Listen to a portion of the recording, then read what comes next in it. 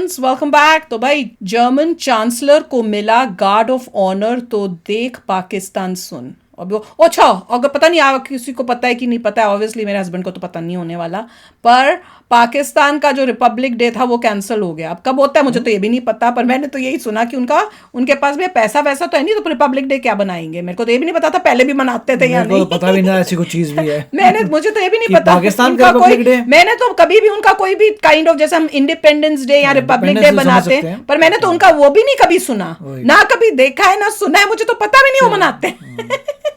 तो चलो, ऑब्वियसली उनको तो प्रॉब्लम होगी ये देख के कि भैया हम तो वो भी नहीं कर रहे। और यहाँ पे देखो जब कोई भी आता है तो इंडिया कितनी शान से उनका वेलकम करता है। तो चलो वीडियो शुरू करते हैं। वीडियो शुरू करने से पहले अगर आप चैनल पर नए हो और आपने अभी तक सब्सक्राइब नहीं किया है तो जल्दी से पहले सब्सक्राइब के बटन बेल आइकन को क्लिक कर लो, ताकि आपको हमारे सारे न्यू वीडियोस के नोटिफिकेशन मिल जाएं जैसे हम अपलोड करें। अगर आपको वीडियो पसंद आता है प्लीज लाइक एंड शेयर। चलिए शुरू करते हैं।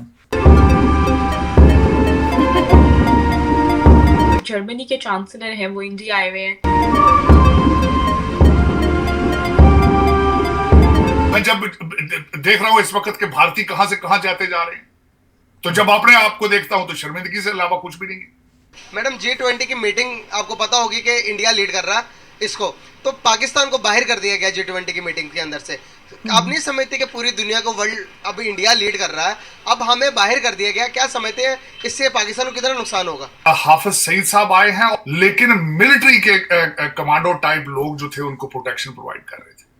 बट बास पाकिस्तानियों में एक सडन रियलाइजेशन आ गया है कि हमारी लीडरशिप ने, हमारे स्कूल्स ने हमको इंडिया के बारे में गलत सिखाया है, गलत बताया है। और जो इस वक्त आज ही पता चला है इनको भैया, जब से ये डिफॉल्ट होके पे पड़े, कोई शर्म नहीं है, कोई हया नहीं है, कोई करेक्टर नहीं है। सर अगर इनको शर्म होती तो क्या हमें ये हाफिज सईद और सैयद सलाउद्दीन नजर आते क्या इस तरह से? पाकिस्तान के साथ ये नाइंसाफी है और इंडिया को भी सोचना चाहिए कि वो हमारा पड़ोसी मुल्क है। हमने भी सर, अभी भी सर हमने पड़ोसी मुल्क बन गया हमारे, पड़ोसी दुश्मन नहीं है। सलाउद्दीन की बात पे सर आपका ख्याल है वो बहुत खुश होंगे, जाहिर है बहुत अपसेट होंगे पाकिस्तान के साथ और ताल्लुकात खराब होंगे। खराब हो चुके हैं, लेकिन करने वाले चाहते क्या है, डायरेक्शन क्या है उनकी? मेरा ये क्वेश्चन मार्क है भाई।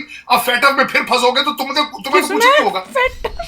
नमस्ते दोस्तों, ये भैया लोग हैं, देख लो। आपका स्वागत है दोस्तों। जर्मन चांसलर ओलाफ शोल्स जब राष्ट्रपति भवन पहुंचे तो उन्हें तगड़ा गार्ड ऑफ ऑनर दिया गया तथा उन्होंने प्राइम मिनिस्टर मोदी से मुलाकात भी की। जर्मन चांसलर ओलाफ शोल्स के स्वागत के लिए कई मंत्री तथा अधिकारी उपस्थित रहे।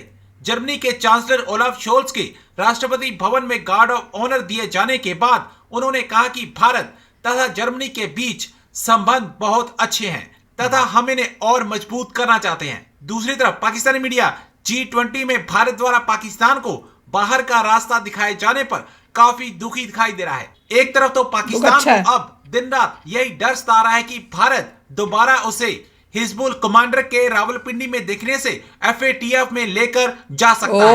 दरअसल पाकिस्तान अपनी आतंकी सोच बदलना नहीं चाहता और इसका नुकसान उसे आने वाले दिनों में भुगतना पड़ सकता है। तो चलिए दोस्तों आज की वीडियो की तरफ चलते हैं। Thank you so much. India सिर्फ उन नेबर्स को बुला रहा है अपने जिनके साथ उनके ताल्लुकात बहुत फ्रेंडली हैं, लेकिन पाकिस्तान के साथ इंडिया के ताल्लुकात अच्छे नहीं है, इसीलिए इंडिया ने पाकिस्तान को G समिट से बाहर कर दिया है। पाकिस्तानी पब्लिक के पास जाऊंगा, उनसे पूछूंगा कि G20 समिट के अंदर पाकिस्तान की इकोनॉमी छोटी है तो कैसे आएगा? मैडम G20 की मीटिंग आपको पता होगी कि इंडिया लीड कर रहा है इसको, तो पाकिस्तान को बाहर मैंने कुछ नोट किया, मेरे को याद दिलाने मैंने वो बात आप नहीं समझते कि पूरी दुनिया को वर्ल्ड इंडिया लीड कर रहा है, अब हमें बाहर कर दिया गया, क्या समझते हैं इससे पाकिस्तान को कितना नुकसान होगा? आई डोंट थिंक सो कि इंडिया लीड कर रहा है, बस करवाया जा रहा है अनफॉर्चुनेटली। कौन करवा रहा है? आई वॉन्ट कमेंट इट, लेकिन वो जो मैंने एक बात की थी कि हमने एक हमारा इतना अच्छा गुड जेस्चर है एक्स प्राइम मिनिस्टर की तरफ से, हमारा करतारपुर राहदारी, तो अगर मैं देखूं तो मेहरबानी किया ना जैसे हमारे अब अपना कुछ गुड जेस्चर वो कश्मीर की तरफ भी शो करें being पाकिस्तान के अंदर तो वो करने के लिए जा रहा है, लेकिन हमारी तरफ से गुड जेस्चर नहीं जा रहा। कश्मीरी के पास, हमारे पास जो कश्मीर में फैक्ट पे बात करूंगा और मैं फैक्ट पे बात करने वाला ही बंदा हूँ। कश्मीर के अंदर आज की न्यूज़ है कि लाइट नहीं है, जो हमारे पास कश्मीर है, जो आज़ाद कश्मीर है, लाइट नहीं है और उन्होंने डेडलाइन दी हुई है। कश्मीर के जो मिनिस्टर हैं वो कैमरे पे आगे कह रहे हैं कि भाई ये डेडलाइन दे रहे हैं पाकिस्तान की गवर्नमेंट को, अगर वो हमें लाइट नहीं प्रोवाइड करेगी हम कोई बड़ा कदम उठाएंगे। बड़ा कदम से मुराद क्या समझते हैं, क्या हो सकता है? बस धमकी है, आप समझ जाएं। बड़ा कदम फिर यही होता है ना। देखिए, लाइट का ना होना, थोड़ी देर पानी का आपको ना पहुंचना, ये दूसरे मसाइल हैं और तरह के, हर मुल्क में हैं। अभी जावेद अख्तर साहब आए, उनको कितना वार्म वेलकम किया हमारे सुपरस्टार्स ने, और सच्चाई बता के चले गए। गुड जेस्चर होना चाहिए था कि वो ऐसा कमेंट पास नहीं करते जो कि हम झूठा इस है, तरह सच्चा है। के they are only calling Muslims of India. किसी और जगह पे देख रहे होते हैं उनको, जो भी है इंडिया भी सच्चाई बता Why के are चले you? गए। Why are you calling only Muslims of India? Why? What kind of game are you playing? जो भी आया इंडियन उसने सच्चाई बताई। अपनी बतानी याद नहीं चाहिए, बताई। पहले तो जाना ही नहीं उन्होंने चाहिए कहा कि कहीं ना कहीं अगर आप इस बात से एग्री ना करें तो आपको पर्सनल राइट है। तो उन्होंने कहा कि मैं खुद बम्बई का हूँ, मैंने 26/11 का अटैक अपने आंखों से देखा, 26/12 का अटैक आई थिंक सो, मैंने अपनी आंखों से देखा। तो वो करवाने वाला पाकिस्तान ये नहीं पता 11 है कि 12 है। उसके उनके जनाजे के ऊपर एक तो वो सैयद सलाहुद्दीन साहब आए, उन्होंने बड़ी धुआंधार तकरीर की वहां पे। उसके बाद हाफिज सईद साहब आए हैं और साथ मैं कंफर्म नहीं है, मैं ये कंफर्म नहीं कर सकता, लेकिन मिलिट्री के कमांडो टाइप लोग जो थे उनको प्रोटेक्शन प्रोवाइड कर रहे थे। अच्छा, फिर उसके बाद जेल में होना पाकिस्तान तो बिल्कुल उनके जो टेररिस्ट हैं उनके मिलिट्री प्रोवाइड पाकिस्तान में तो उन्होंने इतना प्रोपेगेंडा कैंपेन उसमें नहीं की, लेकिन उसको भारत में भी उसको मीडिया ने बहुत कवरेज दी है और मैं समझता हूँ वो जाहिर है उनके खिलाफ ही बातें हुई हैं। FATF को जाके दिखाओ ये वीडियोस उनकी। अब मैं ये बताना चाहता हूँ पाकिस्तान जिन सर्कमस्टांसेस से गुजर रहा है इस वक्त, पाकिस्तान है ही ऐसा, मुआशी बहरान से, और जो इस वक्त मुतालबा भारत की तरफ से उठ रहा है कि फैटफ में वो दोबारा जाना चाहते हैं, फैटफ में वो कंप्लेन करना चाहते हैं, और दूसरा इतने ये ज़हनी तौर पे मखलूज हो चुके हैं पाकिस्तानी कि इन्हें पता ही नहीं है कि फैटफ का इंचार्ज कौन है, इस वक्त सदर कौन है। फैटफ उसका नाम टी राजा कुमार साहब है। वो इस भारतीय निजात है जो इस वक्त फैटफ के प्रेसिडेंट हैं, टी राजा कुमार साहब। वो भी नहीं बता रही कि उन्होंने जनवरी 1 को 2020 को संभाला है उन्होंने।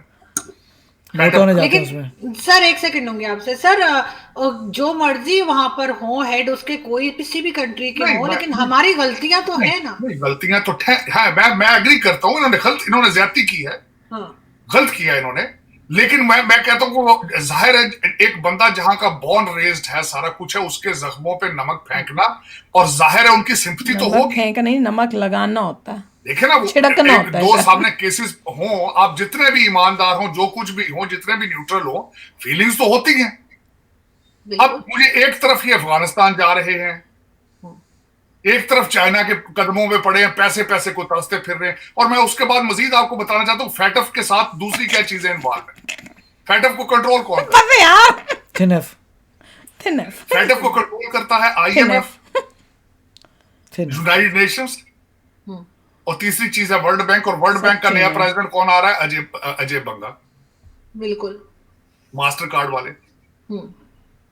तो मेरी इनके या तो अकल नहीं है बिल्कुल, या फिर ये किसी डायरेक्शन, अगर फिर ये एक्सपर्ट है तो मैं तो महा एक्सपर्ट बन जाना चाहिए मुझे तो अब तक। इनके ऑब्जेक्टिव क्या है? अब मैं ऑब्जेक्टिव्स की तरफ आना चाहता हूं। मेरे लिए बहुत तकलीफ थी। एक तो ये तकलीफ वाली बात थी क्योंकि इन्होंने दरवाजे बंद करते जा रहे हैं, जिधर भी जाते हैं दरवाजे बंद कर जाते हैं, दुनिया को सिग्नल देते हैं कि हम सुधरेंगे नहीं या हमारा बेहतरी की तरफ जाने वाला कोई इरादा ही नहीं है। ये गलत बात है, गलत बात है। झूठ बोलते हैं ना। इन्होंने कहा कि जी हमने तो 31 साल की सजा दे दी हाफिज सईद को, सैयद सलाहुद्दीन को भी यही कहते हैं, फिर यही सब ड्रामा तमाशे चल रहे होते हैं। हमने भी सर हमने अभी वो हाफिज सईद की बात पे और सैयद सलाहुद्दीन की बात पे सर, आपका ख्याल है वो बहुत खुश होंगे? जाहिर है बहुत अपसेट होंगे पाकिस्तान के साथ, और ताल्लुकात खराब होंगे, खराब हो चुके हैं। लेकिन करने वाले चाहते क्या है, डायरेक्शन क्या है उनकी? मेरा ये क्वेश्चन मार्क है भाई। अब फैटफ में फिर फंसोगे तो तुम्हें तो कुछ नहीं होगा।